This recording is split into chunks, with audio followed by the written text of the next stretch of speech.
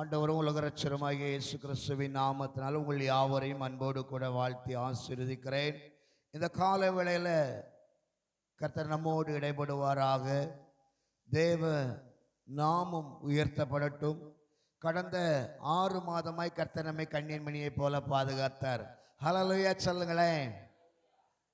இந்த 7வது மாதத்தின் முதல் பகுதியில் காலை வேளையில் தேவ சமூகத்தில் வந்து அமர்வது எவ்வளோ பெரிய ஒரு ஸ்லாக்கியம். ஹல்லேலூயா, பிரைஸ் காட். எத்தனையோ பேருக்கு கொடுக்கல, ஆனால் ஆண்டவர் நமக்கு இந்த நாளை கிருபையாய் கொடுத்திருக்கிறார். இந்த மாதத்தில் ஆண்டவர் நம்மோடு பேசும்படியாக தெரிந்து கொள்ளப்பட்டதான வேத பகுதி ஏசாயா தீர்க்கதரிசன புஸ்தகம் 41ஆம் அதிகாரம் அதோடைய 10வது வசனத்தின் முதல் பகுதியை மட்டும் நான் வாசிக்கிறேன். கர்த்தர் அதுக்கு உதவி செய்வாராக. நீ பயப்படாதே, நான் உன்னுடனே இருக்கிறேன். ஹல்லேலூயா. இப்போ நம்ம எல்லாரும் சேர்ந்து வாசிக்க போகிறோம். இந்த முதல் பகுதியை நம்ம எல்லாரும் சேர்ந்து வாசிக்க போகிறோம். ஆண்டவர் இந்த 7வது மாதத்தில் நம்மளை பார்த்து சொல்கிற ஒரு வார்த்தை, நீ பயப்படாதே, நான் உன்னுடனே இருக்கிறேன். ஹல்லேலூயா. எத்தனை பேர் சந்தோஷமா இருக்கிறீங்க? ஆண்டவர் சொல்றாரு, நீ பயப்படாத, நான் உன் கூட தான் இருக்கிறேன். அப்போ இந்த 7வது மாதத்தில் ஆண்டவர் நம்ம கூட தான் இருக்க போறாரு. எத்தனை பேர் நம்புறீங்க? யாக்கோபை பார்த்து ஆண்டவர் சொல்ற ஒரு வார்த்தை, நீ எந்த சூழ்நிலையிலும் பயப்படாதப்பா, நான் உன் கூட தான் இருக்கிறேன் அப்படி சொல்லி. ஆண்டவர் இந்த 7வது மாதத்தில் நம்ம கூட இருந்தாருன்னா என்னெல்லாம் நடக்கும், எதெல்லாம் நம்ம ஜெயிக்க போகிறோம், எப்படிலாம் நம்ம ஆசீர்வாதத்தை பெற போகிறோம் அப்படி சொல்லி வேதத்திலேருந்து ஒரு சில காரியங்கள் நம்ம பார்க்க போகிறோம். ஏன்னா வேதத்தில் நிறைய பேரோட ஆண்டவர் இருந்திருக்கிறாரு. அவங்க கூட இருக்கும்போதெல்லாம் அவங்க அற்புதங்களை பார்த்துருக்குறாங்க, அதிசயங்களை பார்த்துருக்குறாங்க. இப்படி சொல்கிறேன் பாருங்களேன். மோசேயை பார்த்து ஆண்டவர் சொல்கிறாரு, நான் உன்னோடு கூட இருந்து நான் செய்யும் காரியம் பயங்கரமாக இருக்கும். பாருங்க, மோசேயை பார்த்து ஆண்டவர் இப்படி சொன்ன உடனே ஸ்தோத்திரம், அவங்க அந்த இஸ்ரவேல் ஜனங்களுடைய வாழ்க்கையில் அடிமைத்தன வாழ்க்கையில் இருந்தாங்க. அவங்க செங்கடல்களை தாண்டுறாங்க, வனாந்தரத்தில் காடைகளை சாப்பிட்றாங்க, தண்ணீர் வராத இடத்துல தண்ணீர் வர வைக்கிறாரு. இப்படிப்பட்ட அதிசயங்களெல்லாம் கர்த்தர் நடத்துகிறாரு. எப்போ? ஆண்டவர் அவங்க கூட இருக்கும்போது. இன்றைக்கு இந்த காலை வேளையில் ஆண்டவர் எதை குறித்து நம்மோடு பேச போறாருன்னா, நான் உன்னுடனே இருக்கிறேன். ஹல்லேலூயா. இந்த முதல் நாளில் ஆண்டவர் நம்மகிட்ட பேசுகிற ஒரு வார்த்தை என்னன்னா, நான் உன் கூட இருக்கிறேன். உங்கள் பாஷையில் சொன்னாக்க, நான் உன் கூட இருக்கிறேன், பயப்படாத. நான் உன் கூட இருக்கிறேன், பயப்படாத. செங்கடல்களை தாண்ட வேண்டிய சூழ்நிலை வந்தால் கூட பயப்படாத, நான் உன் கூட இருக்கிறேன். ஹல்லேலூயா, பிரைஸ் காட். ரைட். இப்போ எப்படிலாம் ஆண்டவர் நம்ம கூட இருந்தால் நம்ம வாழ்க்கை இந்த 7வது மாதத்தில் கரெக்டாக ஸ்திரப்பட நடத்துவார் அப்படின்னு சொல்லி ஒரு 3 காரியங்களை நான் வேகமாக சொல்லி உங்களுக்கு ஜெபிக்க ஆசைப்படுறேன். கர்த்தர் உதவி செய்வாராக. எரேமியா 1ஆம் அதிகாரம் அதோடைய 8வது வசனத்தை நம்ம வாசிக்கலாமா? எரேமியா 1ஆம் அதிகாரம் 8வது வசனம். நீ அவர்களுக்கு பயப்பட வேண்டாம், உன்னை காக்கும்படிக்கு நான் உன்னுடனே இருக்கிறேன் என்று கர்த்தர் சொல்லுகிறார். ஹல்லேலூயா. இந்த வசனத்தை நீங்க பார்த்தீங்கன்னா, நீ அவங்களுக்கு பயப்படண்டா. நம்ம அந்த வசனம் பார்க்கும்போதும் பயப்படாதே, நான் உன்னோட கூட இருக்கிறேன். இங்க சொல்றாரு, நீ அவர்களுக்கு பயப்பட வேண்டாம், உன்னை காக்கும்படி நான் உன்னோட கூட இருக்கிறேன் என்று கர்த்தர் சொல்றாரோ. அப்ப இந்த 7வது மாதத்துல நல்ல பாதுகாப்பு இருக்கும். தலைக்கு மேல கையை தட்டி சொல்லுங்க. நம்முடைய பிரயாணங்கள் பாதுகாக்கப்படணும், நம்முடைய குடும்பங்கள் பாதுகாக்கப்படணும். இயற்கையினால அநேக இடத்துல அநேக போராட்டங்கள் இருக்குது, நம்ம எல்லாத்துக்குமே தெரியும். ஆனாலும் ஆண்டவர் இவ்வளோ சூழ்நிலைகளுக்கு மத்தியிலையும் நம்மை ஒவ்வொரு நாளும் கிருபையாய் பாதுகாத்துட்டு வர்றாரு. வேலைக்கு போகிறவங்க பாதி பேர் திரும்புகிறாங்களான்னு இல்லை, ஸ்கூலுக்கு போகிறவங்க திரும்புகிறாங்களான்னு இல்லை, ஏகப்பட்ட கூச்சலும் குழப்பமும் தேசங்களில் இருந்துட்டு இருக்குது. ஆனால் ஆண்டவர் நம்மளை பாதுகாக்கிறவராக இருக்கிறார். அவர் சொல்கிறாரு, எரேமியாவை பார்த்து சொல்கிறாரு, உன்னை காக்கும்படி நான் உன் கூடவே இருக்கிறேன். அப்போ நம்மளையும் நம்முடைய குடும்பங்களையும் சபையும் நம்முடைய பிள்ளைகளையும் கர்த்தர் பாதுகாக்கிறவராய் இருக்கிறார். அல்லேலூயா. இஸ்ரவேல் ஜனங்களுடைய வாழ்க்கையில் ஆண்டவர் பாதுகாக்கிறவராய் இருந்தார். பாருங்க, பகல்ல மேகஸ்தம்பம், இரவுல அக்னி ஸ்தம்பம். ஆனா அவங்க காலில் பாதரட்சை எதுவுமே பழுதாகி போகவே இல்லை. அவங்க கூடவே அவர் நடந்தாரா. அவங்க அது முன்னாடி போகும்போது இவங்க முன்னாடி போவாங்களா, அது நின்னா இவங்கள நிற்பாங்களா. ஹல்லேலூயா.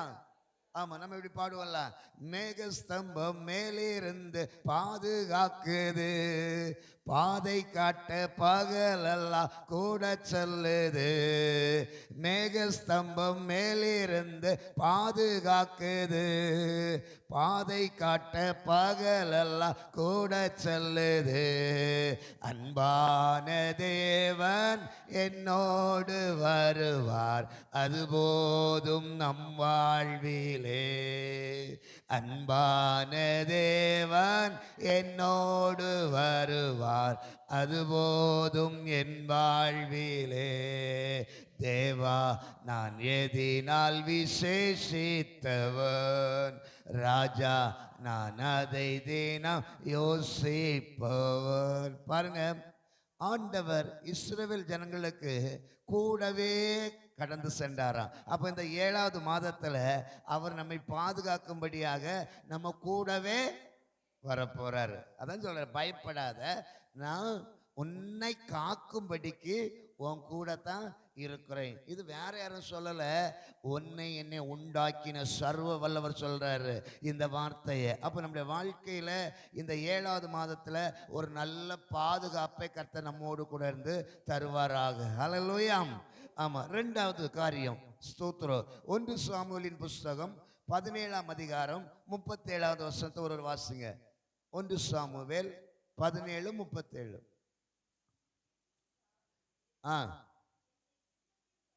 என்னை சிங்கத்தின் கைக்கும் கரடின் கைக்கும் தப்புவித்த கர்த்தர் என்றார். அப்பொழுது சவுல் தாவீதை பார்த்து, நீ போ,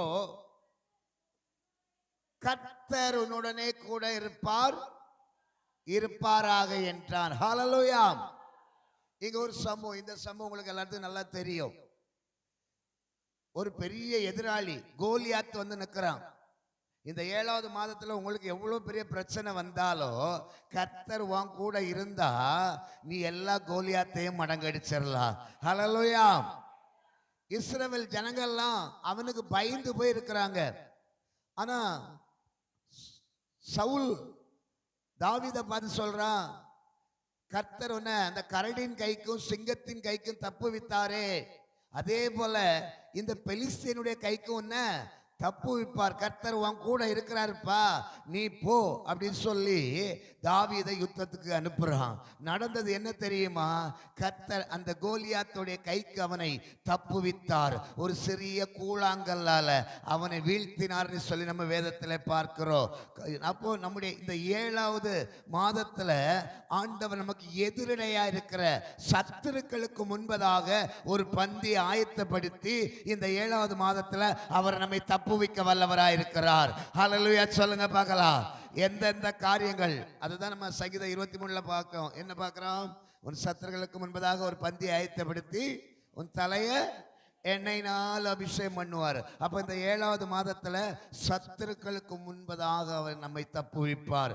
எந்தெந்த காரியங்கள் எல்லாம் சத்துரு நம்மளை விழத்தட்டணும்னு இருந்தானோ, நம்ம கால் கண்ணில மாட்டன்னு இருந்துச்சோ, ஆனா கர்த்தர் அந்த இடத்துலலாம் நான் உன் கூட இருந்து உன்னை தப்புவிக்க வல்லவராக இருக்கிறேன்னு சொல்றாரு.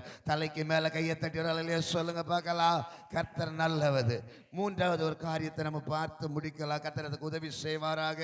1 நாளாகமங்களின் புஸ்தகம் 22ஆம் அதிகாரம் அதோடைய 11வது வசனத்தை ஒரு வாசிக்கலாம். இப்பொழுதும் என் குமாரனே, அண்டர்லைன் பண்ணீங்க, நீ ஆசீர்வதிக்கப்பட்டவன, பாக்கியவான்னா நீ ஆசீர்வதிக்கப்பட்டவனாயிருந்து கர்த்தர் உன்னை குறித்து சொன்னபடியே தேவனாகிய கர்த்தருடைய ஆலயத்தை கட்டும்படி அவர் உன்னுடனே கூட இருப்பாராக. நல்ல தலைக்கு மேல கையை தட்டி ஹல்லேலூயா என்று ஆர்ப்பரிங்க பார்க்கலாம். இங்க எருசலேமுடைய அந்த அலங்கத்தை கட்டுவதற்காக தாவீது தன்னுடைய மகனை ஆசீர்வதிக்கிறது நம்ம பார்க்க முடியும். ஆனா இந்த 7வது மாதத்துல ஆண்டவர் நம்ம பாக்கியவான் அப்படின்னு சொன்னா, 3வது நம்ம கூட இருந்து ஆண்டவர் நம்மளை ஆசீர்வதிப்பாராம். எப்படி ஆசீர்வதிப்பாராம் பாருங்க. ஆலயத்தை கட்டும்படி உன்னோடு கூட இருப்பாராம். ஆலயம் நீங்களும் நானும் தான் அந்த ஆலயம். இந்த ஆலயத்துல பலவீனம் வராதபடி, நம்முடைய இருதயத்துல மன கிளேசங்கள் வராதபடி, நம்முடைய சிந்தனையில தேவையில்லாத கிரியைகள் வராதபடி, நம்முடைய யோசனை சில நேரங்களில் பிசாசு அதம் பண்ணி போடுவான். இந்த ஆலயம் கர்த்தர் தங்குற ஆலயம். இந்த ஆலயத்தை அடிக்கடி பிசாசு என்ன பண்றான், இடிச்சு போட்டுறான். ஆனா ஆண்டவர் சொல்றாரு, இந்த 7வது மாதத்துல நான் என்ன பண்ணுவேன், இந்த ஆலயத்தை கட்டுவேன் அப்படிங்கிறாரு. ஹல்லேலூயா. ஆமா, அந்த அந்த வசனம் அழகா சொல்லுது, உன்னை நான் உன் கூட இருப்பேன், நீ பாக்கியவான். இந்த ஆலயத்தை நீ என்ன பண்ணுவான். ஆமா, திரும்ப வாசிங்க அந்த வசனத்தை உங்களுக்கு. இப்பொழுதும் என் குமாரனை. நீங்க யாரு. ஆமா, ஆண்டவர் அப்பா பிதாவே என்று அழைக்கிற புத்திர சுவிகாரத்தின் ஆவியை நம்ம பெற்றிருக்கிறோம். இப்ப ஆண்டவர் சொல்றாரு, இப்பொழுதும் என் குமாரனே நீ ஆசீர்வதிக்கப்பட்ட இந்த 7வது மாதம் உன் சரீரத்துல வியாதி வராது, பலவீனம் வராது, போராட்டம் வராது, கண்ணீர் வராது. ஏன்னா நான் உன் கூட இருக்கிறேன். நான் உன்னை காக்கிறது மட்டும் இல்லை, உன்னை தப்பு வைக்கிறது மட்டும் இல்லை, நான் உன்னை ஆசீர்வதிக்கிறதுக்கும் நான் உனக்கு தேவனாக இருக்கிறேன். ஹல்லேலூயா. இந்த ஆலயம் அடிக்கடி பலவீனப்பட்டு போகுது. அங்கே இஸ்ரவேல் ஜனங்களுக்காக, அந்த சமத்தை இஸ்ரவேலுக்காக சாலோமோன் ஆலயத்தை கட்டுவதற்காக தன்னுடைய மகனை அவர் ஆசீர்வதிக்கிறது நம்ம பார்க்க முடியும். அதோடைய கீழ் வசனங்களை வாசித்தெல்லாம் தெரியும். வேகமா 2 வசனம் வாசிங்க பார்க்கலாம்.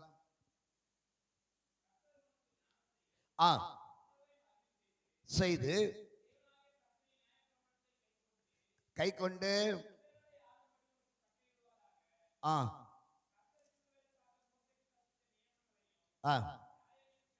செய்ய. இந்த ஆசீர்வாதம் எப்போ, ஆண்டவர் இந்த 7வது மாதத்துல நமக்கு சொல்லி தந்த இந்த கற்பனைகளையும் கட்டளைகளையும் நம்ம கை கொள்ளும் போதுதான் கர்த்தர் நம்ம கூட இருப்பார். ஆமேன்னு சொல்றவங்க மட்டும். ஆசீர்வாதம் வேணுங்கிறது பெருசு இல்ல. ஆசீர்வாதத்தை பெறணும்னு சொன்னா நம்ம என்ன பண்ணோம், கட்டளைகளையும் நியமங்களையும் செய்ய நீ கவனமா இருந்தால் பாக்கியவனாயிருப்பாய். அந்த வசனத்தை முடிங்க. எப்படி இருக்கு, நீ பலன் கொண்டு தைரியமாயிரு, பயப்படாமலும். திரும்பவும் அங்கேயே வந்து முடிக்கிறாங்க, தலைக்கு மேல கையை தட்டி.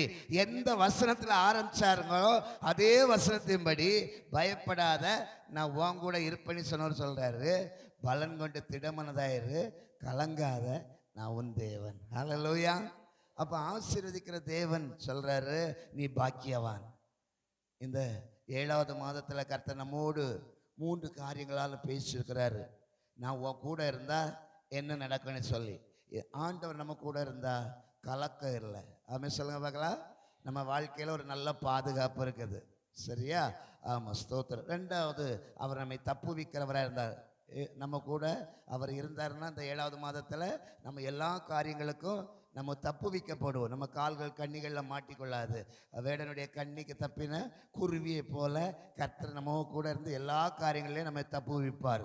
அது மாத்திரம் இல்லை, கர்த்தர் நம்மை ஆசீர்வதிக்கிறவர். உங்களை நம்மளையும் உன்னையும் என்னையும் அவர் பாக்கியவானாய் பாக்கியவாட்டியாய் ஆசீர்வதிப்பாருங்கிறதுல எந்த மாற்று கருத்து இல்லை. திரும்பவும் ஆண்டவர் அதே வார்த்தையின்படி, நீ பயப்படாமலும் நான் உன்னுடனே கூட இருக்கிறேன். எவ்வளோ அழகான வார்த்தையினால ஆண்டவர் இந்த 7வது மாதத்தில் நம்மோடு பேசுகிறாரு. எதை குறித்தும் பயப்படாதுங்க, கர்த்தர் நம்மோடு கூட இருக்கிறார். ஆண்டவர் போகும்போதும் ஒரு பாதுகாப்பை தருவார். அந்த உலக வாழ்க்கையில் எல்லா காரியங்களையும் நம்மளை தப்புவித்து அவர் நம்மை ஆசீர்வதிக்க வல்லவராக இருக்கிறார். ஆண்டவர் இந்த வார்த்தைகளை ஆசீர்வதிப்பாராக. ஆமென்.